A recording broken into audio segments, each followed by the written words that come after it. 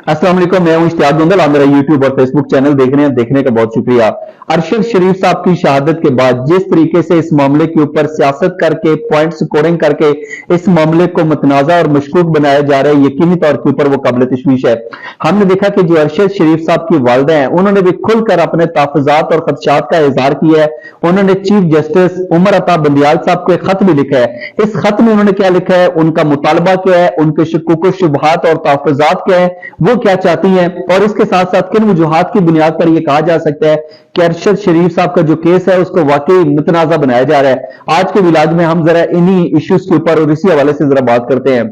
एक तो जो अरशद शरीफ साहब की वालिदा है, उन्होंने चीफ जस्टिस साहब को खत लिखा है और उसके अंदर उन्होंने बड़ा वाज़ेह तौर के ऊपर यह कहा है कि अरशद शरीफ साहब की शहादत के हवाले से जो हुकूमती रवैया है इसका नोटिस लिया जाए। साथ उन्होंने ये भी कहा है कि इसके हवाले से एक आला सतह का जुडिशियल कमीशन बनाया जाए। ये उन्होंने बड़ी उम्मीद के साथ जो है वो चीफ जस्टिस साहब को खत लिखा है और इसके साथ साथ उन्होंने ये भी कहा है कि मैं उम्मीद करती हूं कि मेरे शहीद बेटे की तरह ये मेरा खत सर्दखाने की नजर नहीं होगा।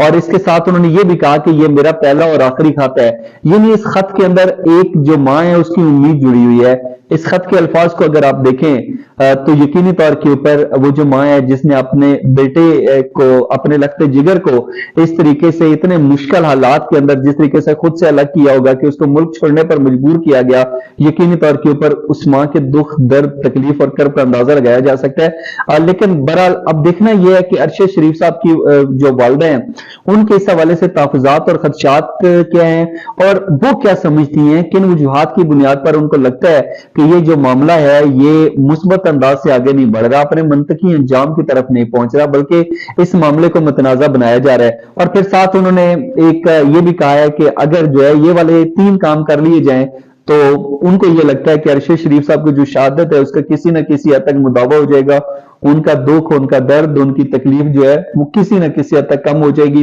वो 3 बातें कौन सी हैं? उन 3 बातों में से पहली बात जो है वो ये है कि इस केस को मुतनाज़ा होने से बचाया जाए।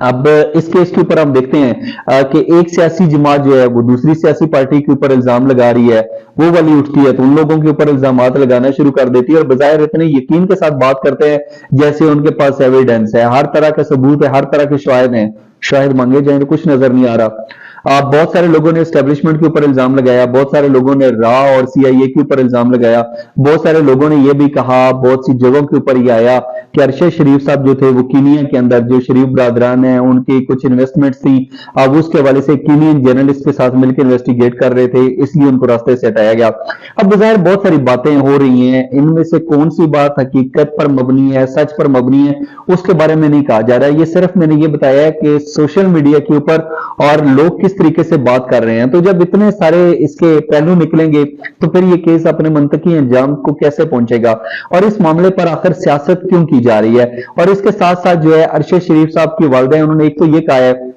कि इसके हवाले से इस केस को मुतनाज़ा ना बनाया जाए। साथ उन्होंने ये कहा है कि अरशद शरीफ साहब की जो शहादत है उसका जो पस मंजर है उसके हवाले से बताया जाए कि मेरे बेटे को यूं क्यों शहीद किया गया। और इसके साथ साथ जो तीसरी बात है वो अंजाम की बात है कि एक तो यह है कि इस केस को मुतनाज़ा होने से बचाया जाए, दूसरा यह है कि यह काम क्यों किया गया, और तीसरा यह है कि जिसने ये काम किया है उसको अंजाम तक पहुंचाया जाए। अब यकीनी तौर के ऊपर यह रियासत पाकिस्तान की जिम्मेदारी है। पाकिस्तान का एक बेटा जो है वो इस तरीके से इतनी दर्दनाक मौत उसको मिली और इस तरीके से जो कि कभी हमें मुख्तलिफ इश्यूज के ऊपर बड़ी खुलकर बात करता हुआ नजर आता था, जहां पे सिक्योरिटी फोर्सेस कुर्बानियां दे रही होती थी, उन कुर्बानियों को हाईलाइट करता था, अवाम तक पहुंचाता था। तो इस तरीके से जो कि बहुत सारे सहाफियों के लिए काबिल मिसाल था धरती की इस तरह के बेटे को जिस बेदर्दी के साथ उसकी जान ली गई, यकीनी तौर के ऊपर ये नाकाबिल कबूल है। और मैं ये समझता हूं कि हमारे जो इदारे हैं ये उनके ऊपर कर्ज है कि वो अरशद शरीफ साहब की इस शहादत का बदला लेंगे। और इसके साथ साथ अगर देखा जाए तो बज़ाहिर किन वजूहात की बुनियाद पर यह कहा जा सकता है कि ये जो अरशद शरीफ साहब की शहादत का मामला है इसको मुतनाज़ा बनाया जा रहा है, या आप ये कह लें कि इसके हवाले से जो भी इन्वेस्टिगेशंस आगे होनी है, ये इस मामले को कैसे मशकूक बनाया जा रहा है, कैसे इसके अंदर जो है वो अफरा तफरी सी एक फैलाते हुए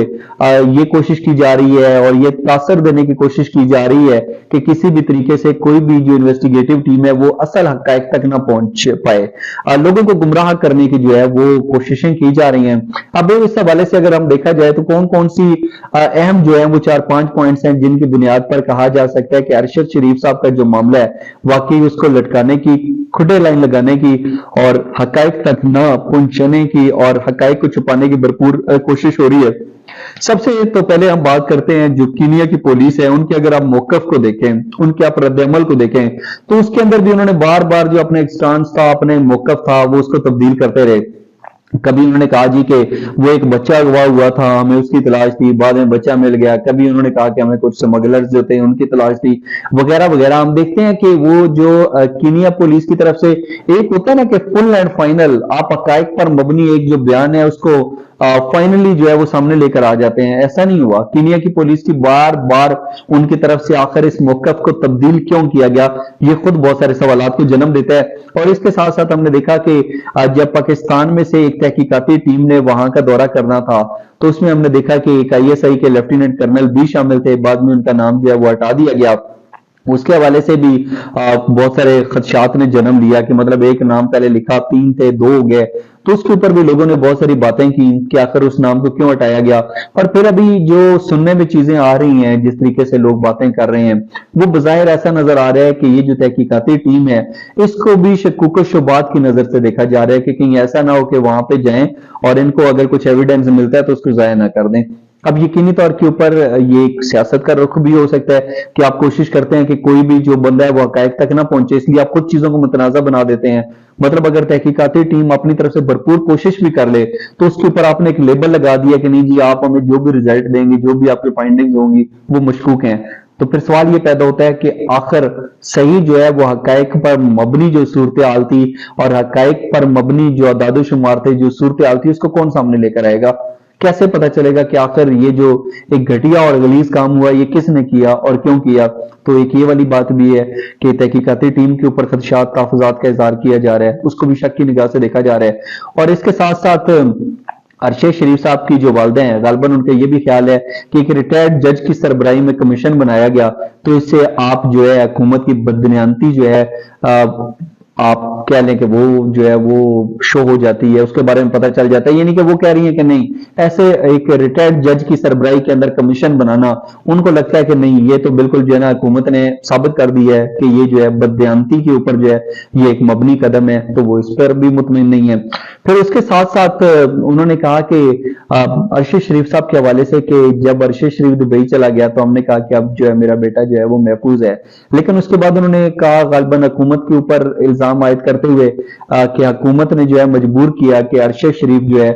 वो दुबई को छोड़े और वो जो है कीनिया की तरफ चला जाए। अब यहाँ पे दो चीजें हैं, दो चीजें जो हैं वो 2 पॉइंट्स हैं और वो बड़ी अहमियत के हामिल हैं।